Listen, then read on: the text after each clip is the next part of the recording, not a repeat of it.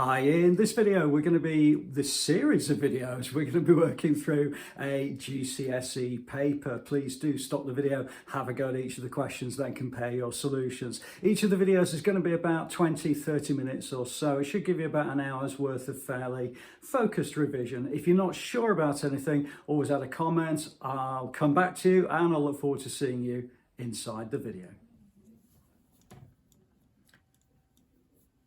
Hi, so in this video we're going to be working through the June 2019, it's actually the paper 3 higher tier calculator paper questions. So on to question number 1, which is on a Venn diagram, and basically it says that we've got the universal set, we've got A, B, and we've got to complete the Venn diagram to show this particular bit of information. So basically at the moment I'm going to look for numbers which are common to both of them. So one of the numbers which is common to both A and B is going to be 6, which is this number here.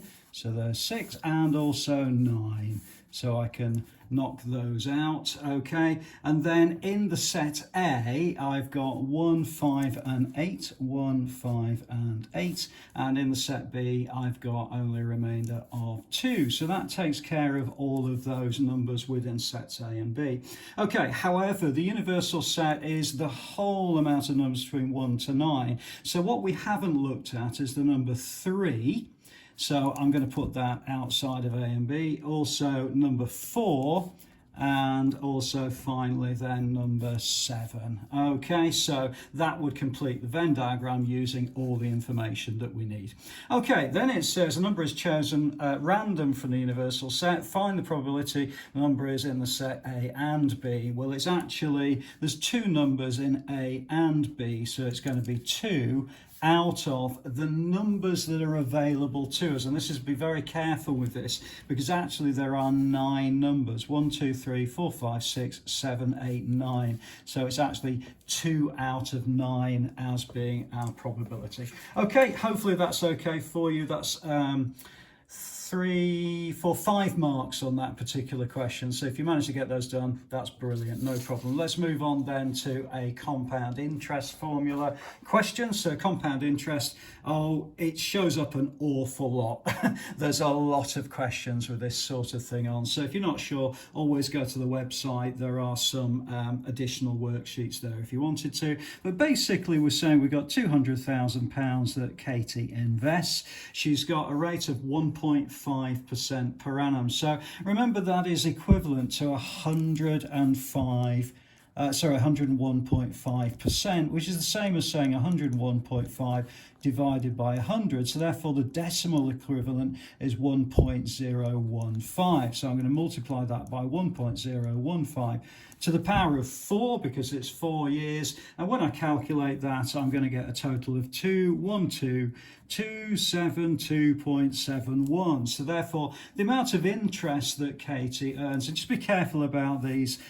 Sometimes and I've done it myself, where I just put the total amount, but actually they want us to work out the interest, which is going to be this, take away the 200,000 that Katie actually started with. So actually the interest payment she's going to get is 12272.71. So that would be the answer to that particular question. Sorry about my writing, it doesn't improve as time goes on. Okay, let's move on then to question number 3. So question number 3 is a frequency polygon, which is a little bit more unusual. You don't tend to come across frequency polygons that much, although they are part of the curriculum. So the first one is we need to find the class interval that contains the median. Well, the median, as you know, is the middle number. There are actually 80 houseplants that we're talking about. Therefore, the middle number, if you divide that by 2, that's going to be the 40th number.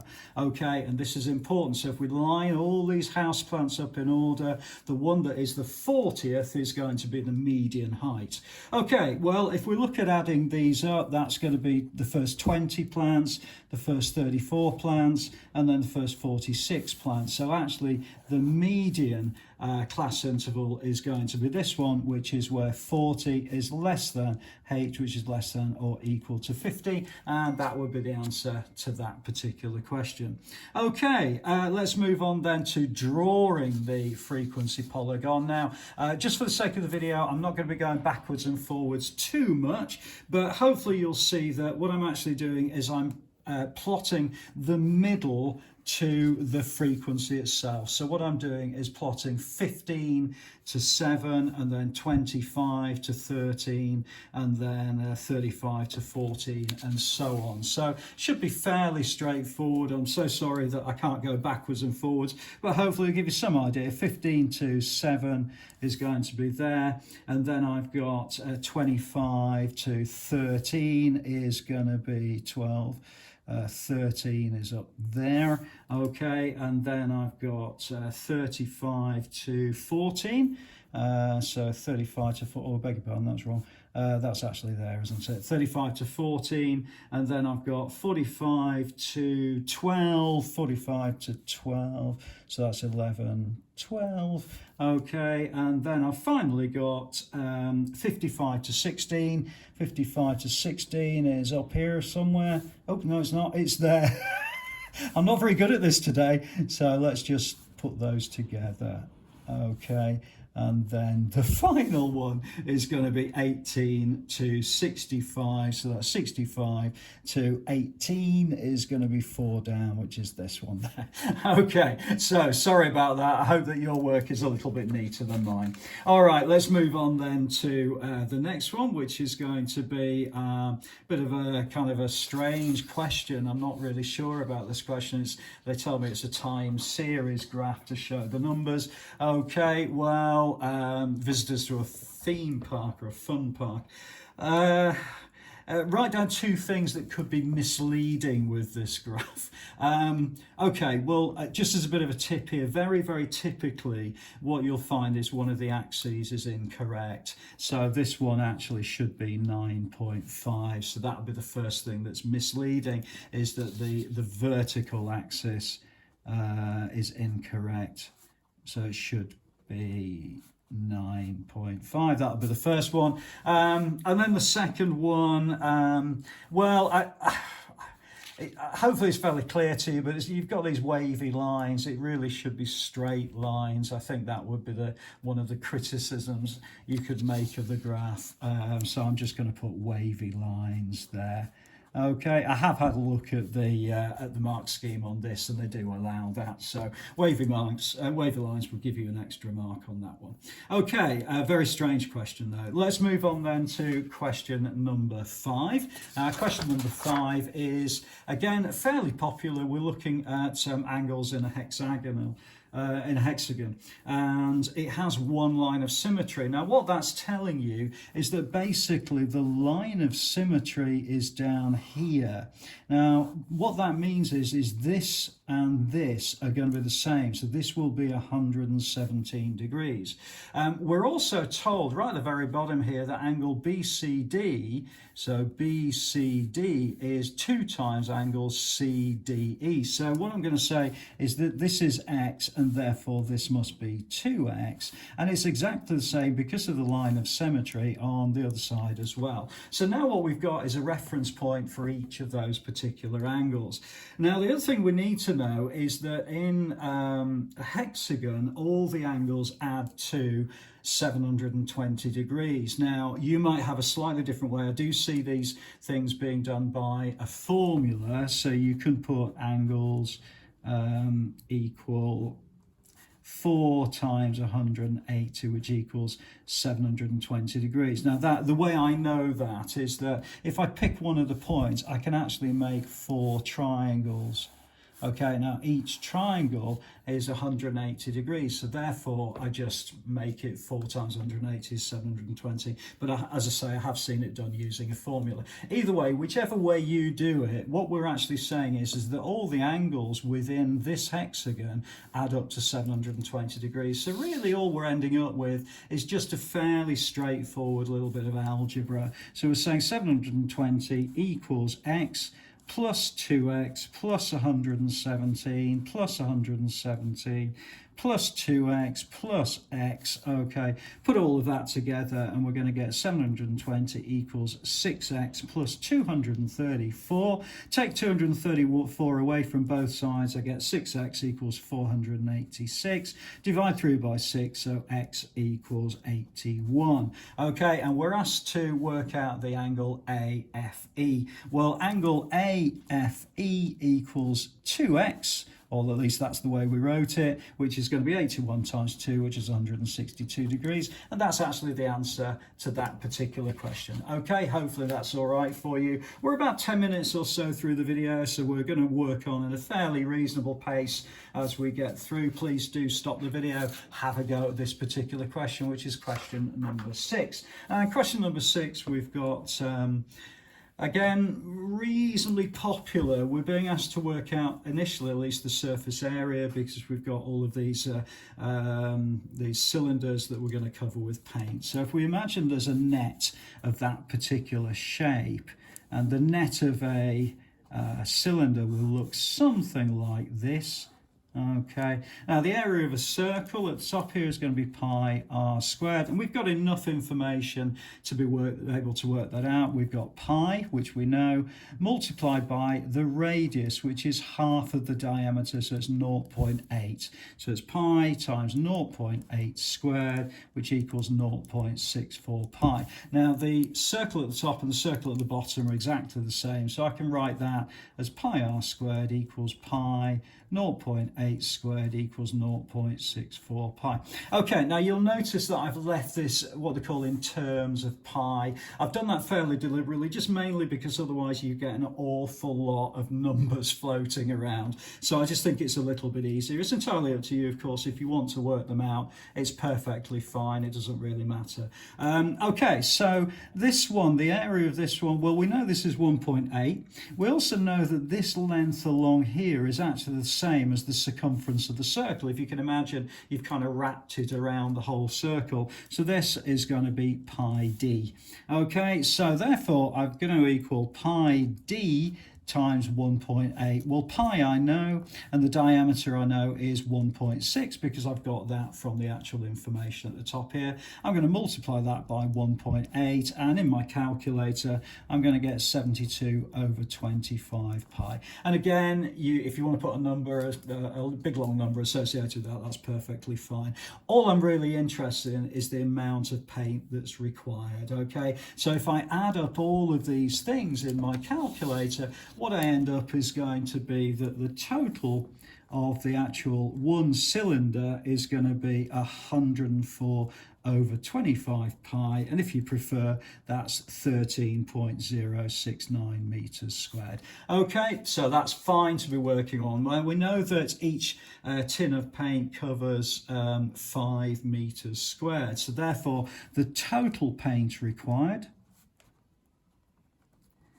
is going to equal, well, we've got 3 cylinders, okay, all together. So it's going to be 3 multiplied by 13.069 meters squared. So that's going to give us 39.207 meters squared. Now, Jeremy unfortunately doesn't have enough paint because he's only got 7 tins, okay, and his 7 tins at 5 meters squared each are going to cover 35 meters squared. So you would write a line here that says Jeremy does not have enough paint. Okay, and if you want to put in brackets something like 35 meters squared, that's perfectly fine. You would definitely get your full marks for that. Okay, so let's move on then to question number 7, which is on the other side here. So question number 7, we're being asked to work out. So just using a calculator, be very careful about brackets and square root signs and fractions and pretty much everything else that goes into this. But what you should get is going to be something like 0.319141985. Okay, now to 3 significant figures, we're looking at the third significant figure, which is a number 9. That's not going to change, it's going to stay the same because the number after it is only 1, so therefore it's going to be 0.319, and that's to 3SF. Okay, and that would be the answer to that particular question. All right, let's move on then to question number 8. It says ABC is a right angled triangle. Okay, what mistake has Sarah made in her method? Well, what she's done is she's the hypotenuse squared, which is this long side along here, is equal to the sum of the other 2 squares. So I would probably, and again, it's one of those strange, it's a bit of an odd paper, this one, I must say, for these types of questions, but I would put something like square of hypotenuse is equal to the sum of the squares on other 2 sides. Okay, so that's going to mean that it, therefore, I'll put it should be AC squared, which is the hypotenuse, is equal to AB squared plus BC squared. And that's, again, perfectly fine. Don't spend too much time. I'm sure your teacher will have said to you that it's roughly about a mark a minute. Okay, so it should take you less than a minute to kind of write that bit of information down. Okay, so we're 15 minutes in. Let's move on just a little bit further, and we're going to have a look then at question number, it's actually 8.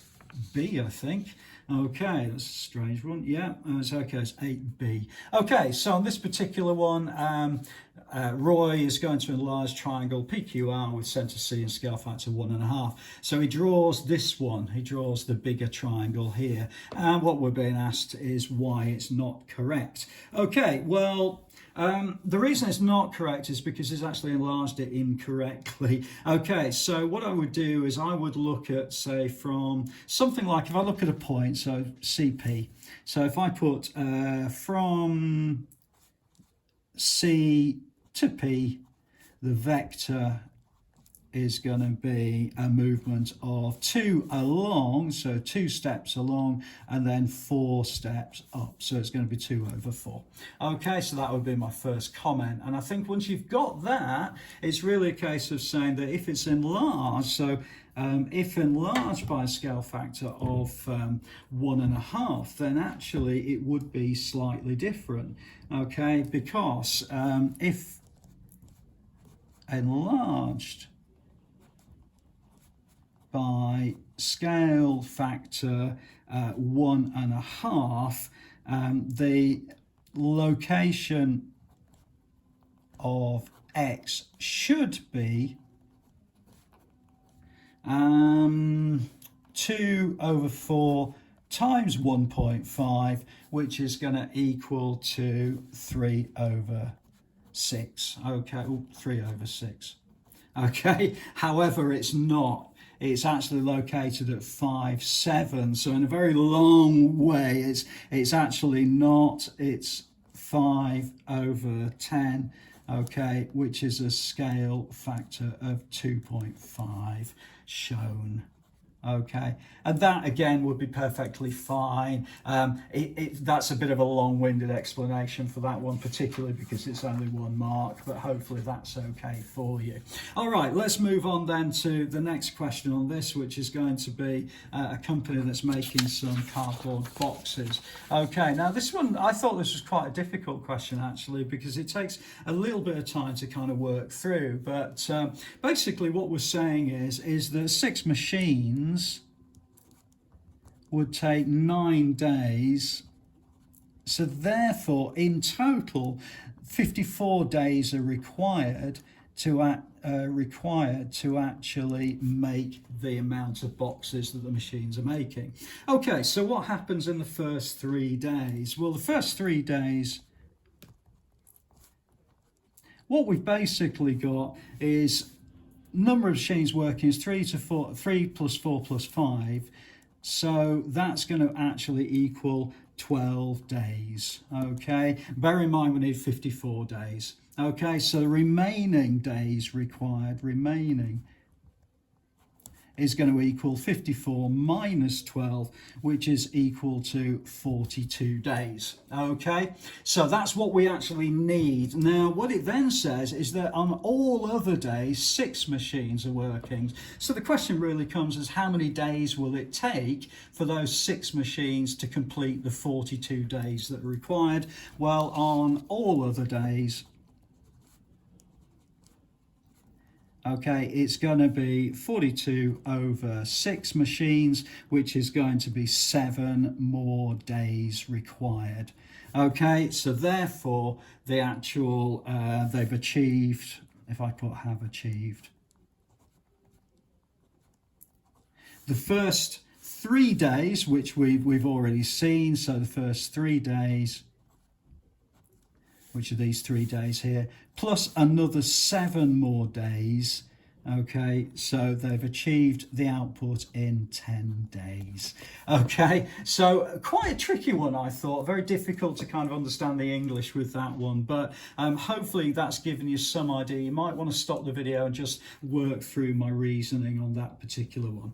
Okay, let's have a look then at another sort of percentage interest type question. You remember we did that earlier on in this particular video. So on this particular one, we've got £8,000 accounts for 1 year, and at the end of the year she gets some interest on it. Well, the actual interest, which is £28.80, is equal to 20% of the tax paid on profit. So what I've done there is it's basically written out a summary of what's up there. Now that means then that 28.80 is, if I divide that by 0.2, remember this is 0.2 as a decimal, that's going to equal to the amount of profit. Because if this is 20% tax, then if I divide by 0.2 or divide by 20%, that gives me the amount of the actual profit each time. Okay, so therefore she made £144 profit, okay, at the end of the year. Okay, so therefore the interest to work on that, well, if it's £144 profit, then the interest payment would be equal to 144 out of £8,000 multiplied by 100 to give you the percentage. So therefore 144 is what she gets as profit. £8,000 is what she actually gets as her original amount, and then I'm going to multiply that by 100, so I'm going to get 0.018. Okay, now that will give me then 1.8%. Okay, so I beg your pardon, that is that one, and then when I multiply by 100, I'm going to get that one, which is 1.8%. So the answer to this particular question is 1.8%. Okay, again, hopefully that's okay for you.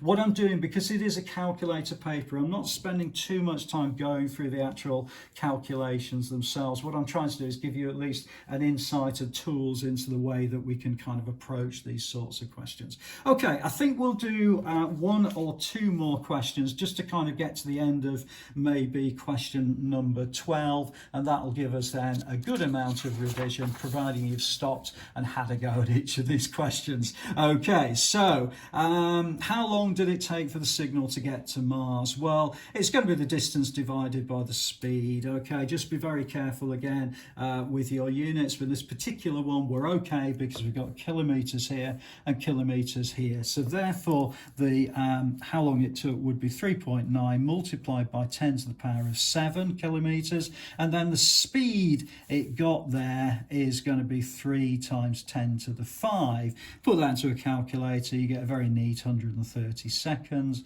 and that would be the answer to that particular question. Okay, let's move on then to the next part of that. The speed of the signal sent from Earth to Mars was actually less than, so in other words, it's taking longer to get there. So that's it really, it would take longer to get there because it's a slow speed. Okay, so hopefully that's okay for you. That's a good 3 marks on that particular question. Okay, let's move on then to the last question on this particular video, which is going to be question number 12. So Patrick has to work out the exact value of 64 to the power of a quarter, and he says it's 60, and it's not. Okay, because 64 to the power of the quarter, it actually means the 4th root of 64. Okay, and if you want to put that in a calculator, that's going to be equal to 2.828 ... something like that. And that would be the answer to that particular question. You might want to just say he's wrong because it does mean the 4th root. Okay, I hope this particular video has been useful. This is question number 12 that we've stopped at. We're going to start in the next video from question number 13 onwards. If you're not sure about anything, always leave a comment below, and I'll look forward to seeing you inside the next video.